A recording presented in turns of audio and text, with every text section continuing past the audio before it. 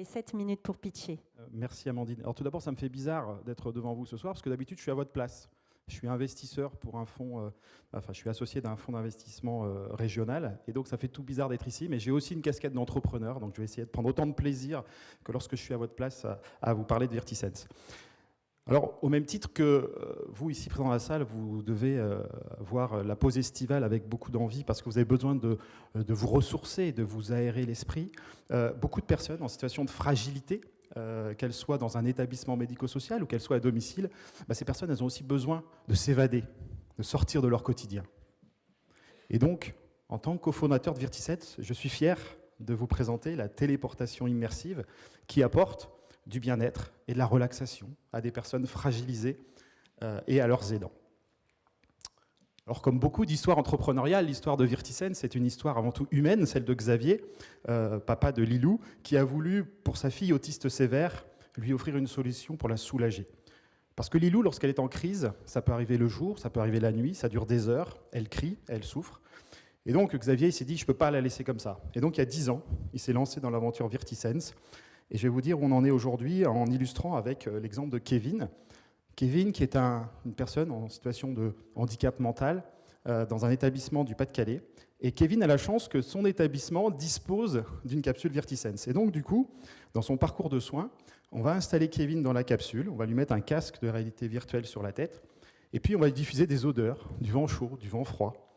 Et donc, Kevin, il va être comme téléporté dans l'endroit où on veut l'amener avec la vidéo. S'il est à la plage, il va recevoir du vent chaud sur la joue, il va recevoir peut-être du vent froid également, des odeurs, et ça va lui faire du bien. Il va se sentir comme s'il était là-bas. C'est ça, Virtisense. Donc vous l'aurez compris, on a développé une capsule immersive qui va diffuser des odeurs, du vent chaud, du vent froid, un casque de réalité virtuelle qui lui diffuse des images réelles à 90%, et ces images sont soit en écran plat, comme au cinéma, pour de la relaxation, soit en 360 degrés pour quelque chose d'un peu plus immersif. On a également une tablette qui va servir de télécommande, mais aussi d'écran de contrôle. Comme ça, on va voir ce que la personne elle voit et on va pouvoir interagir avec elle, et ça, c'est important. Et puis, on a développé aussi les expériences immersives. On les fait nous-mêmes avec notre propre équipe de vidéastes, de monteurs et de programmeurs. Alors, ce qu'on n'avait pas prévu, c'est que ça allait marcher aussi sur les soignants eux-mêmes. Ils l'utilisent en pause méridienne ou en fin de poste. Et ça nous a ouvert tout le marché de la QVT, du secteur du médical, et demain de l'entreprise au sens large. Alors aujourd'hui, on a plus de 4000 utilisateurs, alors principalement dans le monde du handicap, parce qu'on vient du handicap, et on est très fiers d'être aux côtés des associations de parents, les APEI, mais aussi APF France Handicap, qui sont deux acteurs majeurs du handicap en France, et ils nous font confiance.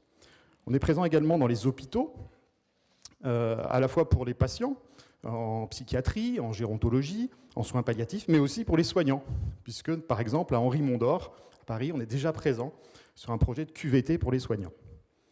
Alors, on est présent également dans des EHPAD, et puis on arrive dans des centres de rééducation fonctionnelle, dans des cliniques de soins de suite et de réadaptation, au sein de la Fondation Opal et du groupe Orpea Clinéa.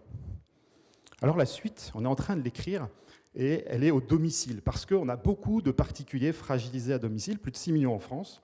Et pour ces particuliers, on a développé la mini-capsule, donc la version miniaturisée de notre capsule sensorielle. Et on ne l'a pas fait tout seul, on l'a fait avec les équipes terrain de Santélis.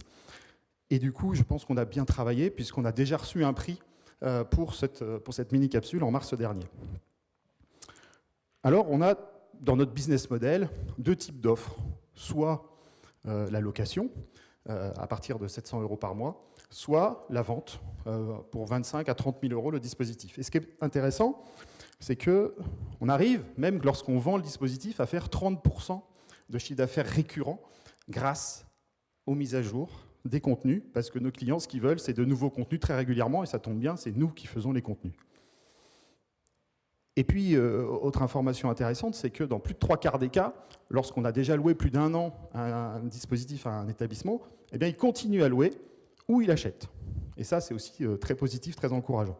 Alors, pour monter l'entreprise, comme l'a dit Amandine, on est 3 cofondateurs rencontrés à Euratech, et on est complémentaires, parce que Xavier a 20 ans d'expérience dans le commercial, Ludovic, ici présent, a 10 ans dans l'informatique et 10 ans dans l'électronique, et personnellement, j'ai 20 ans dans la gestion de business unit, plutôt la partie back-office. Mais surtout, on a réussi à monter une équipe qui est déjà opérationnelle, qu'on a commencé à recruter en octobre 2020, donc on a commencé il y a longtemps. Et aujourd'hui, on est capable de faire la R&D, de faire la fabrication, de faire le commerce et de faire la création de contenu avec toute cette équipe. Alors, si on parle un peu de résultats, moi j'ai juste un chiffre, c'est 95%. En fait, c'est notre chiffre d'affaires du premier trimestre 2023, c'est quasiment tout ce qu'on avait fait en 2022. Donc on est sur une forte période d'accélération. Et du coup, ça nous rend confiants dans notre capacité à pouvoir délivrer ce qu'on a prévu à notre business plan, à savoir faire un x12 en chiffre d'affaires, passer de 500 000 euros à 6 millions d'euros en 2027. Et tout ça avec un peu de rentabilité, parce que c'est ce qui vous intéresse, vous, en tant qu'investisseur. Et donc, on vise plus de 10% de rentabilité, soit plus de 600 000 euros en 2027 également. À savoir qu'on vient de boucler notre 3e exercice au 31 mars 2023, et on est bénéficiaire, ce qui nous rend quand même assez fiers. Alors, pour continuer, on lance une levée de fonds d'1 million d'euros, 600 000 euros en equity, 400 000 euros en dette, pour adresser 4 thématiques. Le développement commercial, puisqu'il faut qu'on continue à être plus présent en France et à l'export. Le process, puisque effectivement on fabrique tout à Sommin, mais on a besoin d'industrialiser un petit peu notre outil de production. Il faut savoir qu'on fait également nos cartes électroniques nous-mêmes. Le contenu, parce que c'est ce qui fait notre différence aujourd'hui et c'est ce qui fera notre différence demain. Donc on veut continuer à faire du contenu. Et puis malheureusement, on a habitué nos clients à avoir des innovations produits très régulièrement et on a un plan produit à dérouler. Vous êtes des faiseurs de bonheur. Voilà ce que nous a dit la directrice de l'établissement qui accueille Kevin. Alors moi, j'ai envie de vous proposer 2 choses.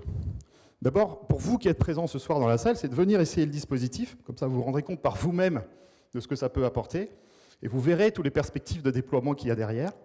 Et puis pour tout le monde, si ça fait sens pour vous, d'apporter des moments de mieux-être, voire de bonheur, à des personnes en situation de fragilité et à leur entourage, venez investir à nos côtés. On a une belle histoire entrepreneuriale à écrire ensemble.